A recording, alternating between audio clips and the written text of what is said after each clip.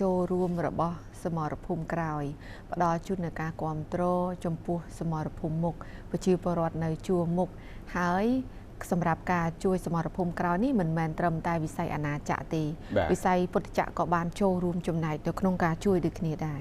ជាក់ស្ដែងព្រះសិរីសមិទ្ធិវង្សទេផានព្រះរាជាគណៈថ្នាក់ត្រីសមាជិកថេរសភានៃព្រះពុទ្ធសាសនានិងជាព្រះបាឡាត់គណៈរាជធានីភ្នំពេញព្រះរាជតំណាងដ៏ខ្ពង់ខ្ពស់សម្ដេចព្រះមហាសុមេធាធិបតីគតិបណ្ឌិតអំលឹមហេងសម្ដេចព្រះសង្ឃនាយកនៃព្រះរាជាណាចក្រកម្ពុជានៅថ្ងៃទី12ខែសីហាឆ្នាំ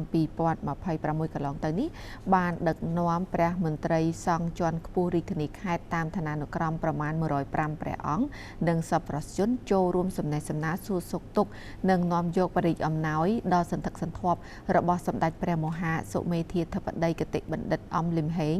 សម្ដេចព្រះសង្ឃនាយកគណៈមហានិកាយនៃព្រះរាជាណាចក្រកម្ពុជានិងសប្បុរសជនប្រគេនជូនព្រះសង្ឃប្រគល់ជូនជនភាសឹក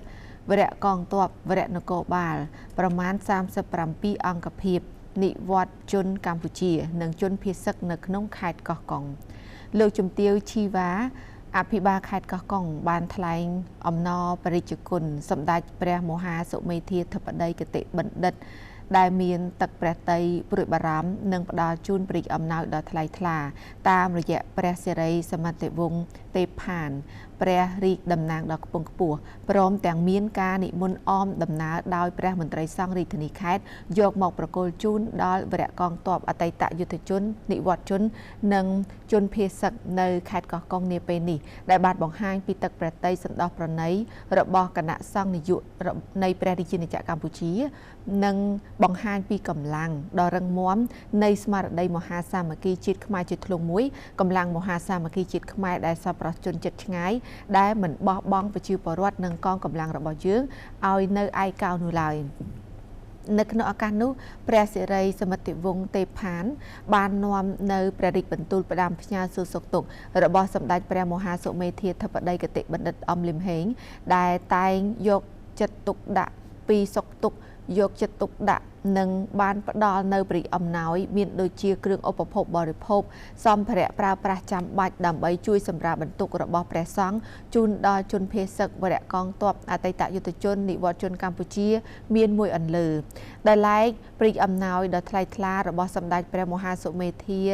ធិបតីគតិបណ្ឌិតអំលឹមហេងដែលបានចែកជូននាពេលនេះរួមមានទី1ជូនដល់វរៈកងទ័ពវរៈនគរបាលនិងកងរាជអាវុធហត្ថចំនួន37អង្គភាពក្នុងខេត្តកោះកុងក្នុងមួយអង្គភាពទទួលបាននតីយទានយ៉ាងច្រើនសន្ធឹកសន្ធាប់ដែរក្នុងនោះគឺមានដូចជាទឹកបរិសុទ្ធមីទឹកត្រីទឹកស៊ីអ៊ីវត្រីខ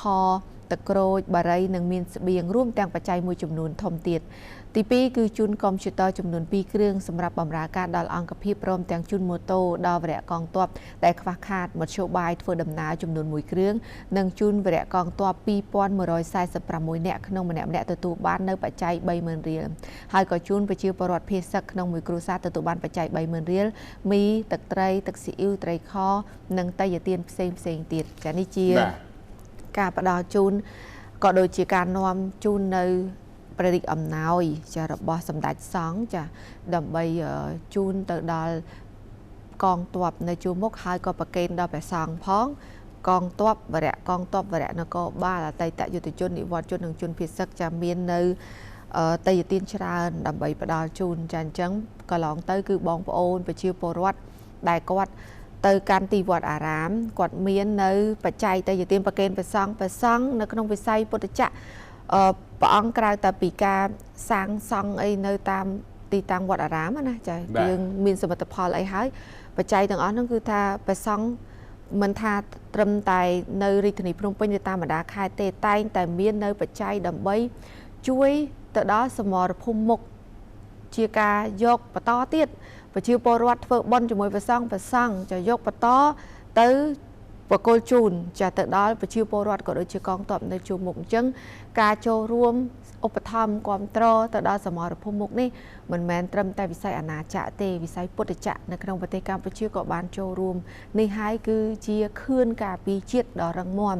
កម្លាំងសាមគ្គីជាតិទាំងពុទ្ធចក្រទាំងអាណាចក្រជាខឿនការពារជាតិសមរភូមិក្រោយអាចជួយតាមលទ្ធភាពជួយទៅដល់សមរភូមិមុខនិងបងប្អូនប្រជាពលរដ្ឋដែលនៅជួរមុខ បាទ